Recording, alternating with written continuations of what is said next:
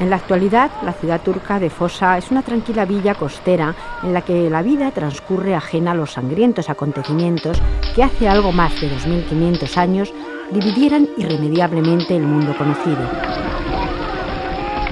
En el año 546 a.C., Foça, ciudad jonia, conocida por aquel entonces como Focea, sucumbía ante el todopoderoso ejército persa comandado por Ciro el Grande. Este hito formaría parte de una serie de acontecimientos que marcarían ni más ni menos que el inicio del conflicto entre Grecia y Persia. Un enfrentamiento entre dos civilizaciones de vital importancia para comprender la configuración de nuestro mundo, tal y como lo conocemos en la actualidad. Una brecha abierta entre Oriente y Occidente por la que todavía en el presente se sigue desangrando la región. Los habitantes griegos de la polis de Focea, lejos de someterse al invasor, decidieron emigrar, iniciando una diáspora que sembraría el litoral oeste del Mediterráneo de colonias helenas, fundándose ciudades a lo largo de toda la costa italiana, francesa o catalana, algunas tan importantes como la actual Marsella. En este contexto, concretamente en una polis surgida hacia el 535 a.C., próxima a la actual Nápoles, hay que comenzar a buscar el rastro de uno de los pensadores más representativos y trascendentes de la antigüedad, Parménides de Elea. Aunque su biografía se sustenta sobre todo en datos especulativos, se cree que Parménides nació entre el 530 y el 515 a.C., en Elea, y que fue hijo de una familia de nobles expulsada por los persas de la polis jonia de Focea. Una vez más, se trata de alguien que, procede de lo que podríamos denominar, utilizando una expresión clásica, el solar griego, o el solar, si queremos, de los helenos, pero que vive ya, como tantos otros, y como en tantas otras ocasiones se ha producido allí donde nace la filosofía, que vive y se desarrolla y nace en los márgenes del mundo helénico. Claro, es muy fácil sería muy fácil establecer una analogía, por lo menos establecer algún tipo quizá de, no sé si de condicionamiento, pero desde luego de paralelismo, entre el hecho de que Parménides y los suyos pertenezcan a una fase de fundación y el hecho de que todo lo que podríamos denominar su pensamiento, no me atrevería todavía a decir filosofía, pero desde luego su pensamiento tiene desde luego un carácter abrumadoramente fundador, abrumadoramente o fundacional, si se quiere decir de otra manera, y un carácter abrumadoramente innovador, originario, o por utilizar un término que, en fin, también se ha solido usar en ciertos contextos de la crítica, algo augural. No existiría la filosofía, y mucho menos la ontología, que es la raíz esencial de la filosofía, sin Parménides. Así lo atestigua el propio itinerario genealógico de la hermenéutica de la recepción del poema de Parménides. No existiría Platón sin la referencia crítica y la aportación de Parménides, tampoco Aristóteles, ni la crítica de Aristóteles a Platón y al pitagorismo que retoma a Parménides, que, como es sabido, acusa a Platón de parricidio. Luego en nuestros días se dirá un filósofo italiano, Severino, que es un parricidio fallido, ¿verdad? De tal manera que la comprensión cabal de la diferencia entre Platón y Aristóteles es su divergente interpretación de Parménides. Pero en nuestros días tampoco existiría ni el gran Hegel ni Heidegger, que ya sí lo han explícitamente reconocido, igual que Aristóteles, sin la recepción del poema de Parménides. Diógenes Laercio afirma en su obra Vidas, opiniones y sentencias de los filósofos más ilustres que Parménides no solo participó activamente en la vida de su polis, sino que además le dio a su ciudad excelentes leyes tan buenas que los ciudadanos de Elea incluso juraban cada año sobre ellas. Tampoco es imposible, por lo que, en fin, noticias y textos que indirectamente ha llegado hasta nosotros, tampoco es imposible que tuviera una actividad práctica como médico. Cuando se dice de ellos, como de Parménides, que son physikoi, nunca queda demasiado claro, o sí queda muy claro que se trata de ambas cosas, si propiamente estamos hablando de teorizadores sobre la naturaleza, buscadores de algo así como la esencia de la naturaleza o el modo de ser de la physis, o se trata de médicos. Probablemente en aquel contexto se trataba de ambas cosas. También, según Diógenes, el filósofo Aminias podría haber sido uno de sus maestros. Igualmente, Aristóteles, entre otros, es de la opinión de que Parménides fue discípulo del poeta y filósofo de origen jonio Genófanes. Este sería un dato relevante, pues Genófanes fue especialmente crítico con todos los antropomorfismos de carácter mitológico, es decir, con la costumbre de proyectar las características y las costumbres de los mortales sobre lo divino. Ya dice Genófanes, en lo que nosotros conservamos de una manera muy expresiva, citaré solamente dos fragmentos textuales, ¿verdad? Dice, si los chimpancés tuvieran dioses, les harían arborícolas. Si los leones, los bueyes, los caballos dibujaran con las manos el cuerpo de los dioses, lo harían semejante al suyo. Eso lo hace claro como una crítica, además de la crítica moral que establece, no pueden los dioses ni lo divino ser violadores, mentirosos, corruptos, estar dedicados a... Es decir, que precisamente ese modo antropomórfico de proyección es lo que se convierte en una no religiosidad. De manera que el nombre teológico de la teología racional, dice ya también Genófanes, es inmóvil, no cambia de lugar. El nombre del arjé, de la ley, del principio del cambio, de lo uno, de lo múltiple, de aquello que es lo mismo de lo otro, el nombre de eso divino tiene que ser la unidad indivisible. Y dice Genófanes, todo él ve, todo él oye, todo él piensa. Esto será de enorme importancia a la hora de entender los fragmentos de la única obra de Parménides que han llegado hasta nuestros días. Periciseos o sobre la naturaleza es un poema didascálico, es decir, educativo, redactado en versos hexámetros, reproduciendo de esta manera el estilo de bardos clásicos como Homero y Hesíodo. Voy a dar unas cifras si se me permite. Conservamos 19 fragmentos, o por lo menos la edición canónica, la de Dils, da 19 fragmentos, y unos 160 versos.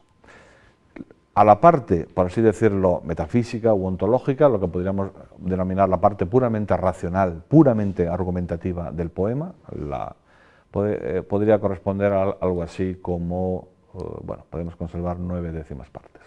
En cambio, parece que sabemos que hemos perdido casi todo, la proporción sería inversa, de aquella otra parte en la cual la diosa, y por lo tanto Parménides, que nos transmite supuestamente la enseñanza de esa diosa, da cuenta de absolutamente todo cuanto fenómeno pueda aparecer en el mundo sensible, en el mundo visible, en el mundo de los sentidos.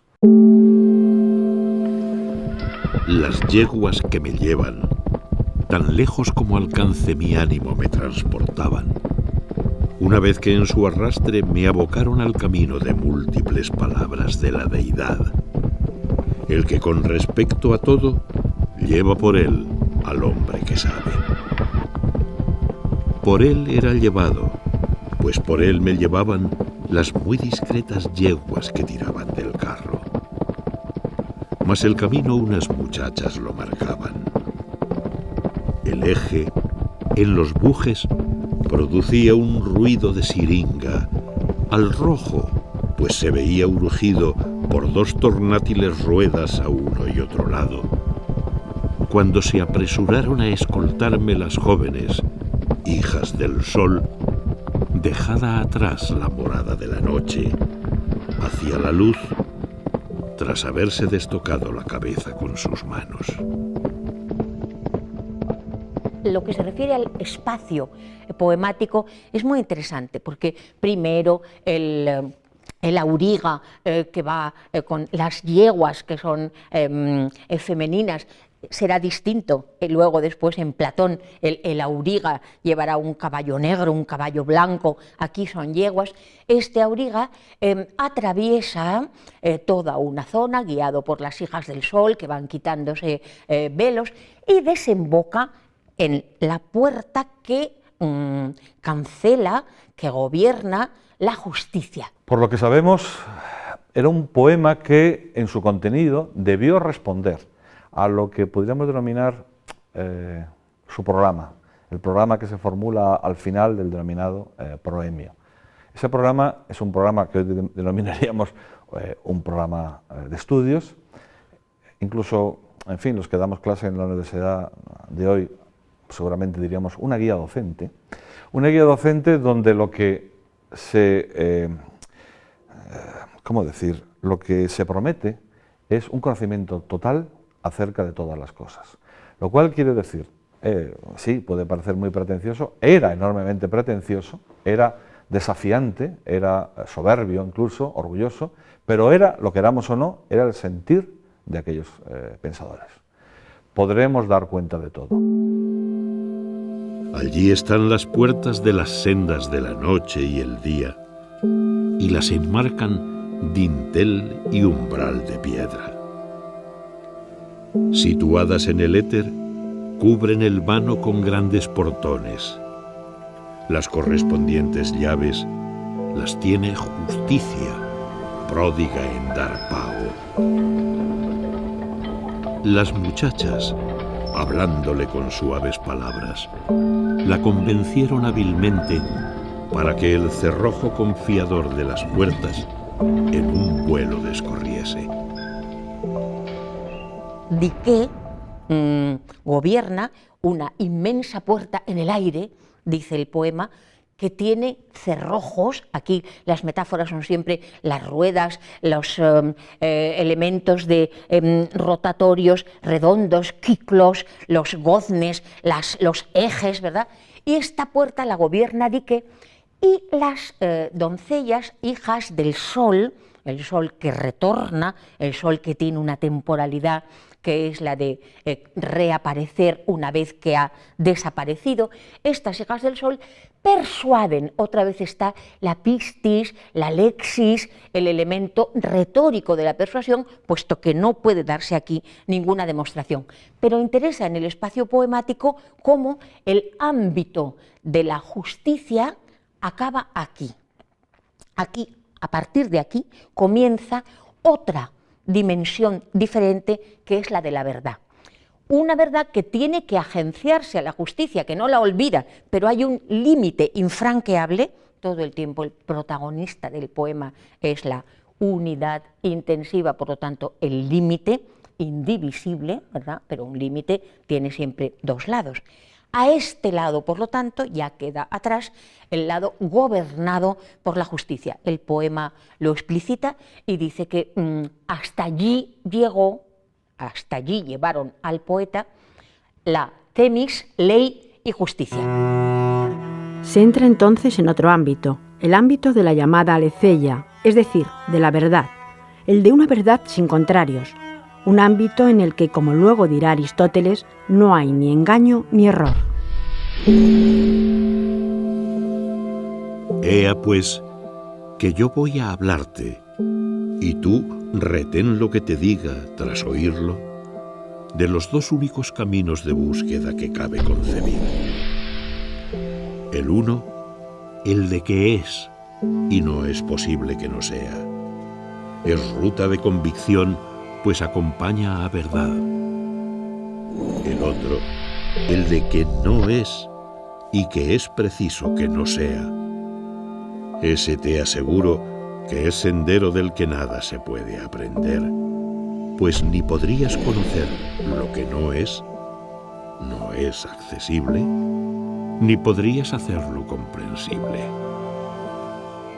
Porque, ese será el centro de la enseñanza de Parménides, esta unidad intensiva, adiaireton, indivisible, que es el arjé como límite limitante, no tiene contrario.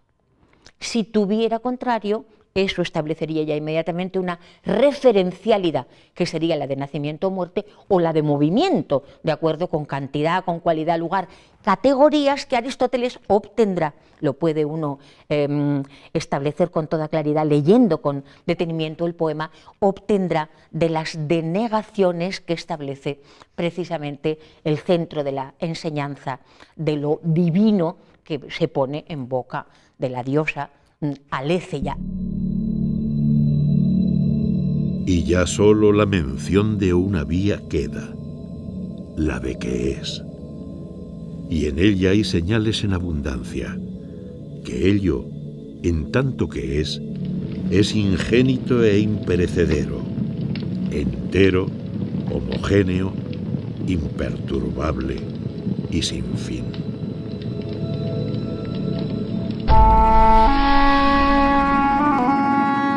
De la última parte del poema, la conocida como Peritem Doxa u Opinión de los Humanos, apenas se conservan algunos versos. Estos fragmentos corresponderían a una explicación de carácter cosmológico, una física celeste y terrestre cuya intención sería referirse al todo, tratando con ello Parménides de ser digno de crédito.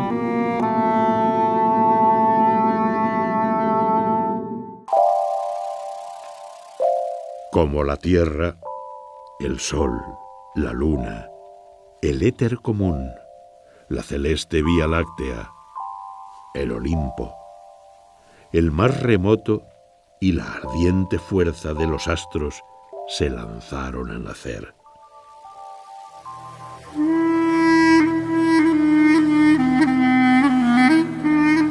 Cuando de lo que se trata es de interpretar el poema, la principal dificultad surge a la hora de establecer el número real de vías propuestas en los fragmentos conservados. Las discusiones interminables al respecto sugieren varias posibilidades, en función de las diferentes formas de entender un texto que llegó hasta nosotros ya de por sí incompleto, fragmentado y no pocas veces reconstruido. Lo más sencillo, lo que la gran tradición nos ha transmitido es que las vías eran dos. Una de las vías es la vía, voy a citar la traducción más común, que acompaña a la verdad, y hay otra vía, otro camino, otro hodos en griego, que sencillamente es impensable, innombrable, indecible e intransitable. Como veis, todo empieza por innombrable, indecible, impensable, intransitable. Es decir, un camino que no hay que seguir, que no se debe seguir, entre otras muchas cosas, porque no existe. Lo cual tiene su gracia, pero ya entraríamos en las tantas veces señaladas paradojas del propio texto, por no decir autocontradicciones del propio texto, que para nosotros, naturalmente, para los filósofos, no son autocontradicciones ni nada por el estilo. Son, obviamente, desafíos para el pensamiento. Pues bien, desafíos para el pensamiento, entre los cuales está que la diosa dice que no se puede decir que exista un camino que es justamente el camino que, aunque lo podrías tomar, no lo debes tomar. Y no lo debes tomar porque no existe, no está el camino. Los filósofos desde entonces, y llevamos ya 2500, 2600 años, nos distraemos con estas cosas. La discusión sobre las posibles vías al operar sobre elementos no expresados directamente, cuando no de manera ambigua, se hace inacabable. Yo soy partidaria de contemplar tres. Estas tres vías serían, por un lado, los que dicen el ser es. Esta es una vía que tiene tanta persuasión como lo que acompaña a la verdad, dice el poeta, dice Parménides. La vía impracticable, anónima, inexistente, que es la de pensar que es necesario que el no ser sea. La primera, y es importante la modalidad, dice es y es necesario que sea. Más adelante en la ordenación que nosotros conservamos se dirá y es posible. Ser es necesario y es posible que sea. Einai esti. Con el esti ya entendemos en griego que se dice es posible. La segunda sería decir es necesario, el functor modal es aquí esencial, es necesario decir y pensar que el no ser es. Esto es no solamente equivocado y errático, sino que no podría decirse desde ningún lugar, no hay tal camino, no puede pensarse el no ser, ¿desde dónde lo diría entonces el lenguaje? Y cabe otra que es la de suponer una mixtura, y es ser es necesario que ser y no ser sean. A este punto te doy fin al discurso y pensamientos fidedignos en torno a la verdad. Opiniones de mortales desde ahora aprende, oyendo el orden engañoso de mis frases. Esta es una vía que utilizan los mortales, es una vía equivocada que mezcla ya la equivocación de la segunda vía, ya que solamente podemos decir es necesario y es pensable y por lo tanto decirlo que ser es.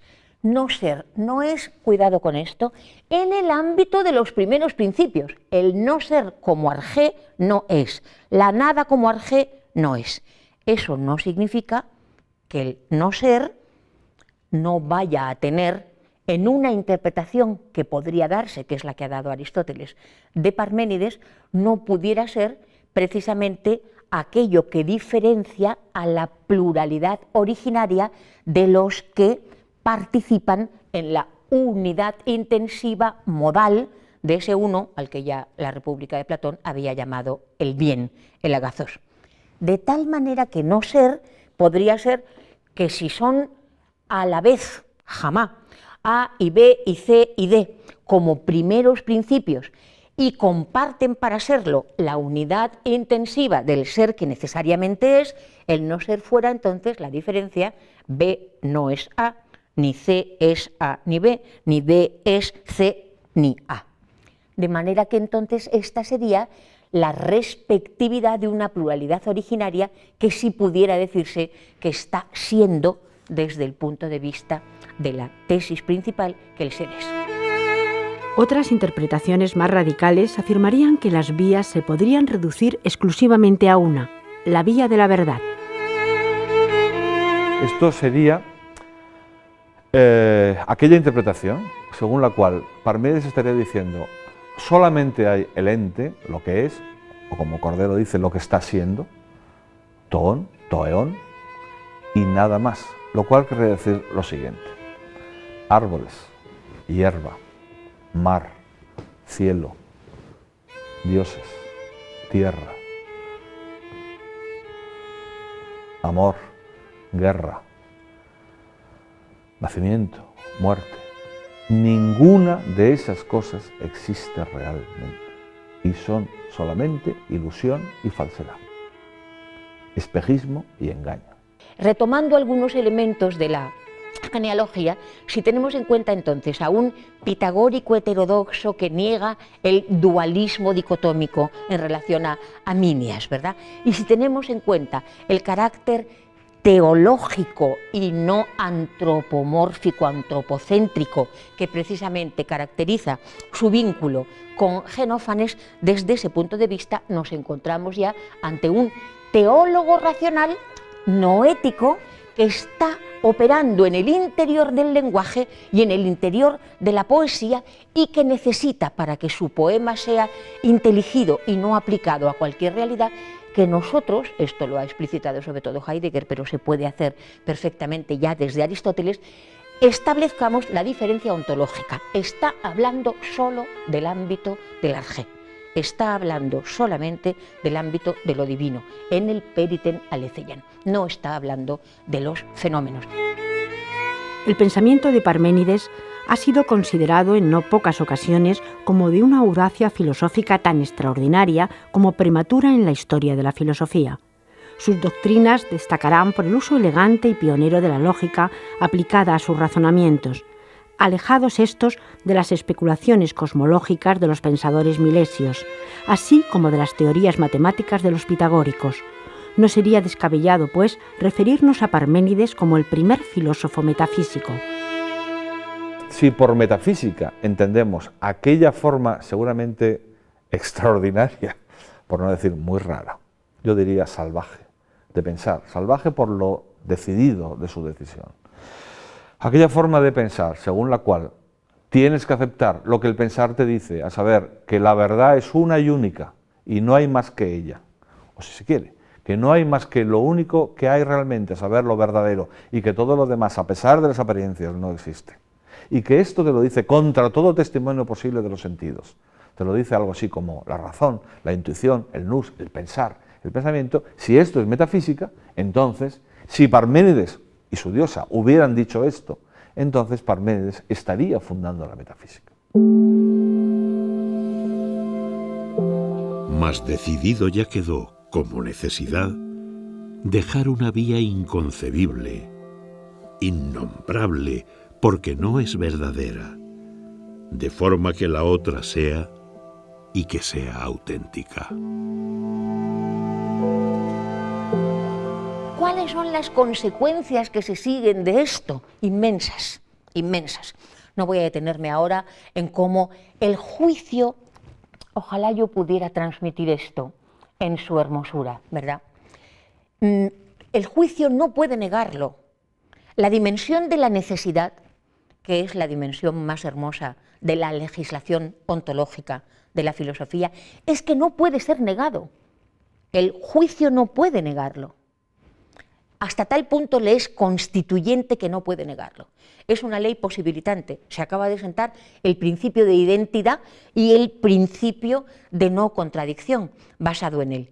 Pero la racionalidad lingüística y su topología y su temporalidad no pueden negarlo. Es posibilitante de la filosofía y del juicio filosófico. El contenido de la revelación, lo que produce seguramente una verdadera borrachera, es el descubrimiento, borrachera intelectual, es el descubrimiento no de un Dios más allá de los dioses o de un Dios único, pero me parece que el sentimiento de borrachera que se produce no es tanto por el reconocimiento de una realidad poderosa como ninguna y que abre una iluminación sobre la existencia y sobre quizá la postexistencia como ninguna otra, sino que lo que se descubre es algo que puede ser leído, no digo que sea la única manera posible de leerlo, pero que puede ser leído en términos exquisitamente, ¿cómo decir? Hoy el término no sé si me gusta, pero lo utilizaré de esta manera, exquisitamente laicos, porque lo que se descubre es la omnipotencia del nous. Habrá que esperar todavía algunos años para que el concepto de nous, entendido como inteligencia o causa de la existencia, sea desarrollado ampliamente por Anaxágoras, en la conocida como Atenas de Pericles. Ni a Anaxágoras ni a ninguno de los filósofos que le sucederán le pasará inadvertido el pensamiento de Parménides. En la misma esplendorosa Atenas, convertida ya en el centro de la civilización griega, el propio Platón pondría en boca de Sócrates la siguiente afirmación: me pareció que Parménides poseía una profundidad absolutamente llena de nobleza. Así pues, temo que no seamos capaces de comprender sus palabras y que se nos escape el pensamiento que ellas expresan. Lo cierto es que, transcurridos más de 25 siglos, seguimos fascinados por la belleza de los versos de Parménides, así como por la capacidad especulativa del eléata, conscientes más que nunca desde nuestra contemporaneidad de la huella imborrable de su esquivo pensamiento en la historia de Occidente, una historia que no sería otra que la historia de la filosofía.